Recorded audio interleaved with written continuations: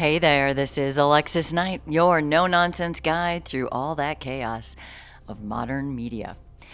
Today, welcome to Headline Lies. These are the podcast episodes where we don't just question the narrative, we rip it apart. Every single week, you're being fed headlines, clickbait, viral sound bites, and they all sound real. They feel urgent, but they fall apart the second you scratch the surface. And that's where I come in. No politics, no panic. It's just facts, guys. If you're tired of being lied to, stick with me here. We are going to get into it this Monday morning. All right, I'm going to do things just a little differently. I'm breaking things down by category this morning because I want you to really see what's going on out there, okay? So, welcome to our first category. This is AI-generated fake news. Because if you don't realize, there are people out there that have set up chats, different GPTs, all kinds of things to generate fake news and just spread it to the world. And it's doing it constantly because it doesn't get tired. It doesn't need sleep. It doesn't need to do anything. So if you think of one person setting this up, just think about it happening all over the world. So that's the amount of just with this AI-generated fake news is out there. And this is where things really get dangerous. I mean, it's not just misleading or biased. It is completely manufactured stories that are never true. Never true. And they spread like wildfire. And the worst part, most people never find out they were fake. And later, after they've believed it, it's hard to get them to believe that it was fake. It's a psychological thing. I talk about it all the time. So let's start with one that really hit close to home, okay? You're scrolling on Facebook and you see the headline, DEA shuts down drug cartel operation in Yellowstone National Park. I mean, underneath is a local news link from the Cody Enterprise, and it all looks legit. And the story, it's even better. It claims undercover DEA agents ran a multi-month sting operation and discovered a hidden cartel lab in a Yellowstone cabin and conducted nighttime raids by helicopter. And right there in the middle of the story is a quote from a DEA spokesperson confirming the bust. Sounds cinematic. National park, drugs, agents, raids. It's the kind of thing that feels like it should be true. And it's all good. Let's believe this. Except none of it was. I'm talking 0 parts of this. What really happened? This article was written by a local reporter who used ChatGPT to generate a story out of nothing. A local reporter, guys. And not just for ideas or phrasing, like help with maybe how to say something or to help confirm or find a source of something. Literally to generate the quotes, make up the raid, create fake sources. The paper published it. No one at the desk fact-checked it. Not even the editor caught it. Only after outside outlets noticed the DEA never made such an announcement did people start asking the real questions. And the Cody Enterprise did issue a formal apology, which you're not seeing much of, at least not yet. People are not apologizing for things that are fake if they aren't checking facts. I'm talking every single major news outlet and everybody else. But here you see it's creeping into things that we will notice because they did need to issue that. This is too big of a lie in an area where other people knew the truth. The reporter was fired, and in the retraction, they admitted that the story contained entirely fabricated content generated with artificial intelligence. I mean, let that sink in. A U.S. newspaper published a story about a fake drug raid in a national park with names, quotes, federal implications, because someone let AI write it. Just because. Didn't verify a thing. People need something to read. I will give them something to read. It doesn't matter if it's true or real. And really, the people consuming all this information, that's all of us. We're the ones responsible for consuming things and believing it's true at this point. We know fake news is out there. And it's hard for all of us because we're going to have to fact check everything. And how do we even do that? The fallout's minimal here. The apology didn't go viral, okay, in that little town. Now, the fake article, though, this thing took off. It was already screenshotted, reposted, believed by thousands. And it just was in just a small thing, right? It didn't really go viral in a global way. But here's the truth no one wants to admit. It's not going to stop. It's just getting worse. And if you don't want to believe it, at some point, you're going to have to, because everything that you're reading out there needs to be questioned. Every single thing. Here's another one that is no less alarming. A screenshot starts circulating on X and Telegram groups, okay? It looks like a breaking news update that's from CNN. The actual headline read, "Senator warns of terror threat.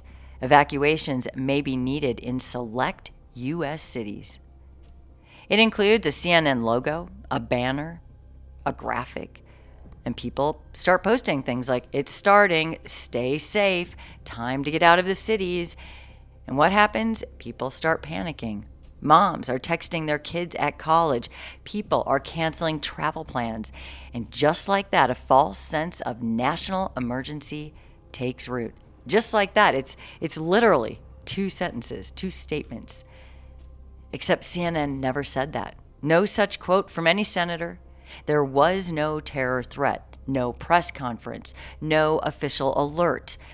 The image was AI generated using tools that create fake screenshots, okay? The whole thing was completely fabricated, from the headline to the layout to the quote. Some versions even included this blurry video in the background. That was also fake. This was not an accident either. It was targeted. It was planted in specific groups online, shared at the same time by multiple accounts, and used language specifically crafted to tap into post-9/11 fear reflexes.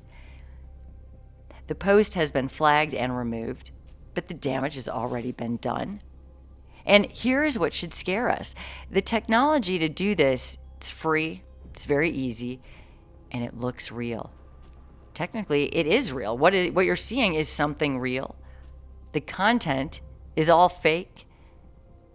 The only reason this was debunked is because CNN responded to it directly. And this is what I mean. That has not been happening, not very often at all. And people are kind of starting to say, hey, wait a second, we are not saying that, because major news outlets are getting targeted, along with individuals. So you might want to watch your back. I mean, what happens when the next one just slips by? Because it's happening right now. It happened all weekend. It's happening. What happens when the false flag is convincing enough that even your local officials respond to it? And everyone's reporting on it. Do you see what I'm saying? AI-generated fake news isn't just funny memes and chatbots writing little dumb stories. It's a new weapon. It is a way to move people in herds, manufacture panic, hijack reality, and rewrite the narrative, all without a single human in the room. And the worst part is that once it spreads, the correction never catches up. Not that everyone's correcting, because again, they're not. They're starting to more, maybe. But again, by then it's just too late. They're trying to save themselves. They don't care what you know. It's just very dangerous, and there is so much of it out there. All right, and here is our next category, election interference. Now, before you get all upset or you're starting to stress because you're wondering, what is this? I want to remind you that there are no sides here. I do not take sides, but what I do is take sides of the truth. I'm talking political sides. I do not want to take sides there. But what I do when I notice that there are some things happening that are good for us, the people, and that there is a lot of fake stuff going on out there to make us think that that isn't happening, I don't like that, because after we have been through so much in America and the world, okay, we have been abused. So much has happened to all of us. I think that we deserve to know when good things are actually happening. And for some reason, the people out there, all this fake stuff, it pushes us to remain in a state of fear, panic, and anger. So let's talk about this. The battle for your vote is something that people have used very heavily, and it's affected all of us. I'm going to talk about the real election interference. And no, it is not coming from the current administration, whether we like them or not. In fact, though, it is the administration that is trying to stop what's going on. And we deserve to know this, because the real threat this time, it's not ballots, it's not those voting machines, it is AI. And I cannot stress this enough about everything. But with our elections, it matters to me, for all of us, that we know what's going on when we're voting, okay? So whether we want to talk about it or not, let's get into this, because we're not talking about just your basic AI, all right? We're talking about AI as a weapon. Deepfakes, voice clones, bot farms, viral false narratives, and they're not subtle.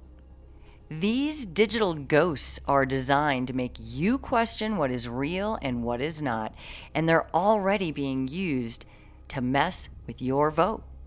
Let's break down two major cases that will show you exactly how this is happening, okay? All right, how about that fake Biden robocall telling voters to just stay home? Okay, this happened. It's January 2024, okay? Picture this. New Hampshire's getting ready for its Democratic primary, and suddenly thousands of voters start getting these robocalls. This really happened. Can't tell you that enough. These calls are calm, clear. The voice is familiar. It's President Joe Biden. It says, "This election isn't important. Save your vote for November." I mean, his voice sounded legit. It was perfect. The rhythm, the tone, the pacing, they had it all. But it was not real. None of it was real. This was an AI-generated robocall using Biden's voice without his consent. Someone trained a voice model on his past speeches and ran it through AI, and then used it to call all these people in certain demographics. The older voters, the black voters, all the new voters. And they were all told the same thing: not to vote. Let's be clear, this was not a slip up, not something that, whoops. This was an intended attack, a calculated attempt to suppress turnout, to delegitimize the system. So then, how did the administration respond to this? Well, very quickly. The Biden campaign condemned it publicly. The FCC launched an immediate investigation. The source is now being tracked, and the state's attorney generals are collaborating on prosecutions. So this is a real thing, and we're going to keep an eye on it. So this is what I mean. Everyone out there is thinking, this isn't real. Everyone's trying to... The fact that you think it's not real and that people are trying to scare you, that's part of the scam. It is real, and they are scamming you. That is what is real. This right here is the first confirmed case of AI manipulation, AI voice manipulation in a U.S. election. The administration did not cause it, and they are the ones trying to stop this stuff. But the message that's been told to most people is not that, and that's why I am here to tell you the truth. And this one, I'm just going to tell you, this one is just crazy. It's more visual, but it's just as manipulative. It's nuts. In early 2024, images started circulating online of groups of Black Americans wearing Blacks for Trump t-shirts, shirts cheering and marching at events. But here's the problem. Those people don't even exist. They were AI generated. No photojournalist, no real protest, no real humans at all. Just synthetic faces and crowds created using Mid-Journey, and other AI art tools spread across X, Facebook, Telegram, in highly coordinated waves, planned Okay? Why, though? Well, because AI allows political operatives, foreign or domestic, by the way, to create false movements to sway public opinion. If I can't stress this enough either, the public, all of us, we are running the show and they know that. That's why they're hurting everyone around with these lies. And it's so easy because we all respond so quickly and so fiercely. When we're angry, we really show the outrage. When we're in panic, we show that too. And it happens in big waves by us, the public, because they're giving it to us in these coordinated waves of lies. All right. But now, who figured this out? Who stopped this? Well, independent researchers, journalists, and agencies that work within our current administration also monitor and expose this kind of disinformation before it spreads too far. They really are trying to be on this. There are good actors out there, good journalists out there, and then you have the other ones that make up stories just to finish the job. And sometimes, only sometimes, they get fired. So the lie out there, I'm trying to stop this. The administration, our administration, is not behind these tricks. It's just, that is the truth. They are the ones trying to build the actual framework that will be able to combat this, because I don't know if anything I've said today overwhelms you at all, but all you need is one ChatGPT to reach the globe, and it's happening all day, every day, by so many people out there. Businesses, companies, scammers, groups, individuals, anyone. I mean, AI is not inherently political, right? It's just a tool. But in the wrong hands, it is the ultimate gaslight. AI can change how people look. They can change what people say. They can change how you feel about your own government, or town, or country, or state. And unless we get smart about this, someone else is going to be deciding your vote for you without you even noticing. You'll think you believe it all day long, and they formed that belief in your head, and it could have all been on lies. We have to get smarter, people. I always tell everyone, if you're worried about what's going on with the administration, honestly, they are putting everything on YouTube every single day of what they're doing and their meetings. You can watch Kash Patel. You can watch Dan Bongino. They are telling you directly. And to me, that's probably the best way to get the actual information, because I don't need a middleman, an ad or an article or a video of anyone else telling me what happened when I can just watch the source. And hopefully all future administrations do this. It's something that we all should expect from our administration in our modern day world with the way it is. So that kind of can kill some lies and help you find out what is actually happening for yourself. And then you can figure out what you want to believe, either from the horse's mouth or from someone else who's telling you what came from the horse's mouth in an ad, a video, or article, or otherwise. All right, and next up, this one gets serious again. They are all serious, but I'm talking about deepfake exploitation. And this really shows how the laws out there are not protecting us. Let's talk about one of the most disturbing cases of AI's use today. It has nothing to do with politics, economics, or elections.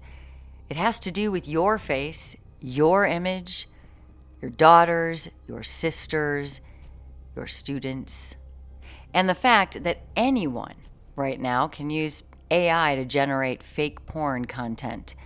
And no one is required by law to stop any of this. Not any of the platforms out there. That's why you're not seeing anyone fix it. Not law enforcement. They're not stepping in. Not even the courts. And that is the truth. If you don't believe me, maybe you saw Taylor Swift out there. Her deepfakes went viral. And there was nothing done to stop it. January of 24. Millions of people woke up to the trending images of Taylor Swift. Explicit, graphic, sexual images. But here's the thing. They were not real.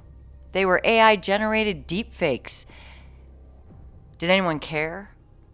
Her face, publicly available from thousands of appearances, was digitally mapped and placed onto a naked body. The results? Well, they were seriously convincing. The images went viral. They flooded X, Instagram, DMs, Reddit threads, Telegram groups. And Taylor, she didn't even respond publicly. She didn't sue. She did not fight it. But here's the part that people missed also. It's not really on her. It's her choice to try to figure this out. How, if she could figure it out, it would be very difficult. It's not her job to stop it. It's no one's job to stop it. And that's the point of me talking about this right now. It shouldn't really be Taylor's job to chase down this kind of violation after the fact. The real problem isn't that Taylor didn't speak up. The problem is that our legal system is not caught up to the modern day, like so many things in our world, and it's completely ridiculous. This all needs to get fixed and quick. There was nothing in place to protect Taylor Swift in the first place. So if you think that you're safe, I don't know how you could think that. I mean, even on major platforms, there is zero obligation to remove any deepfakes unless they're flagged repeatedly. Because they're all accepting the fakes are out there. It's on you to figure out what's going on. I can't say it enough. And because, even if things are flagged, even if, we try to have outrage about something, there's lag. And the lag leaves room for all that belief and all the damage. You can report something, but there's no federal law saying that someone has to take anything down. It's just going to upset you and be out there as you, and there's no protection for that. That's the terrifying part. If this can happen to one of the most powerful women in the world with legal teams and PR reps, what happens when it's someone with no power at all? You just take that in and think about that for a second. Let's bring it home maybe, a little closer to our lives. Go to Westfield, New Jersey. Not famous, not flashy, just a regular American suburb. Well, that is, until a group of high school girls discovered that their faces were being used in fake nudes. AI-generated porn, created by classmates, circulated through private group chats, uploaded to adult websites.